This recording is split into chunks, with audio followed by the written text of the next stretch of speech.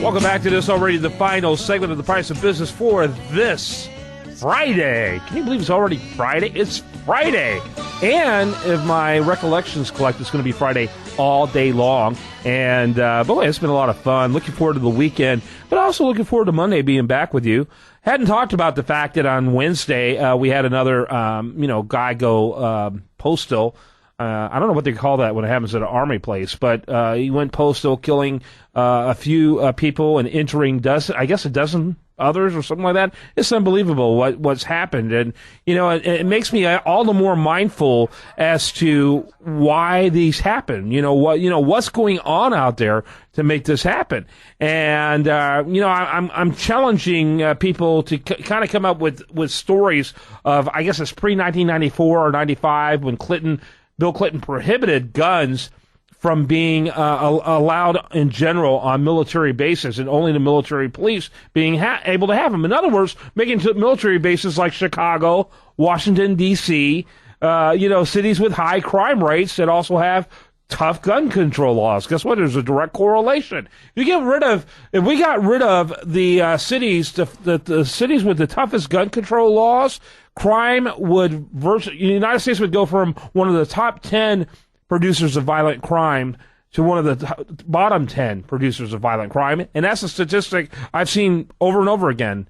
Go ahead, Sigmund. Well, unfortunately, they would also go from 330-something million people down to 200 million people, because there are a lot of people living in those cities. So you get rid of the cities, 50 million less, 40 million or less. And so it'd be 260 million left. Well, but all the crimes are happening in those cities. If we allowed those guns to be freely used in those cities, and by the way, I don't think New York's in that list. So it's even less than that. Right. It's Washington, D.C., Chicago, Baltimore, New Orleans. But it's a very select. Cleveland or. Yeah, but I'm just talking about the big ones. Probably less than 10 million. Yet we would go from the top, out of a 300 million country, that's not that many. We go from the top producer of violent crime to one of the lowest producers of violent crime. You've been saying it for a long time that we should legislate out of existence. Regulate it out of existence. Gun-free zones, because quite frankly, they're only becoming magnets for people who are nuts or just angry and want to do damage with guns. And they know that they're going to be literally sitting ducks. And what makes me mad is that there are military. These guys who are trained to use firearms responsibly, and they're trained to go out and kill. They're trained to go out and protect.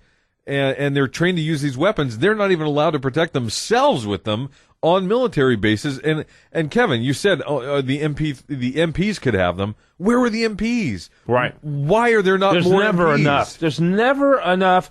Criminals and people with criminal and evil people, they're going to look around for MPs before they pull out the gun and start shooting others.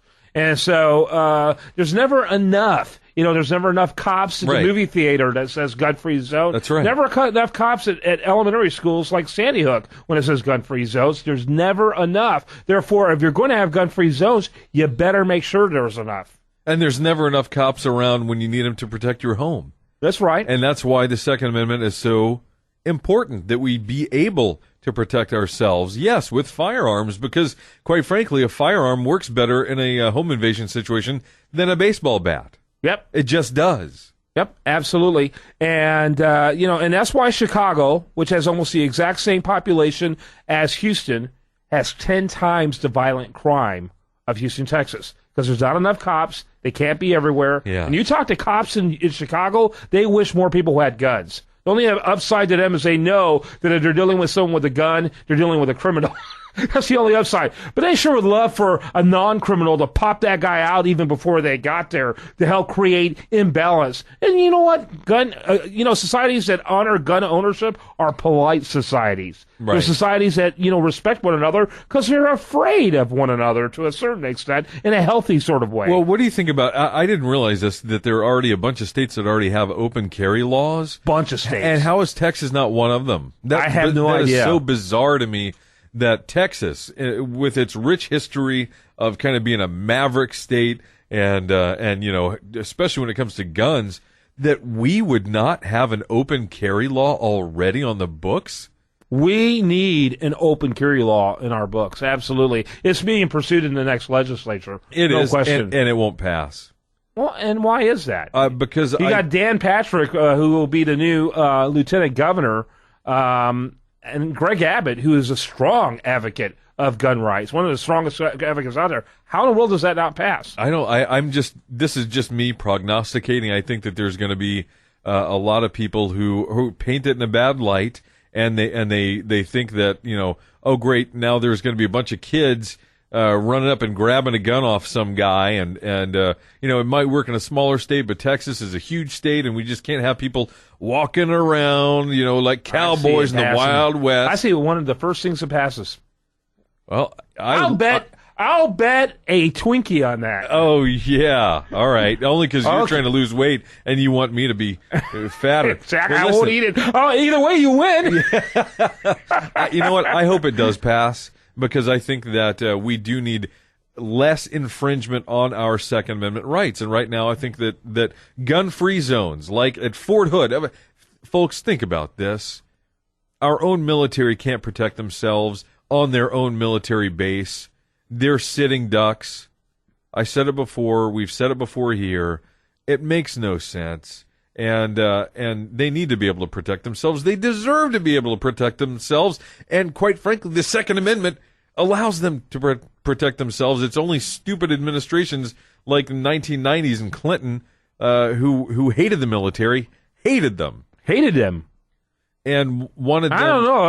I think he probably likes them more than this administration. I don't know. On the other hand, Mr. Drone guy, I don't know. Well, Barack Obama would probably say, well, we just need more drones out there. They'll protect the innocent. Oh, come on, man. Wait till those drones turn on all of us. Skynet. Yep. Skynet. Terminator. That's right. That's it. All right. I'm glad we ended it on a thoughtful, sobering note. But seriously, folks, this stuff has got to stop. The definition of insanity is doing the same things over and over again and expecting different results. What we're doing isn't working. We need to protect all of our people, not just our military.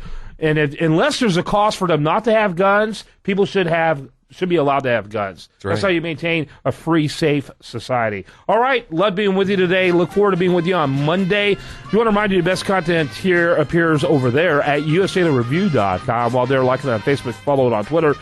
This has been and will continue to be The Price of Business.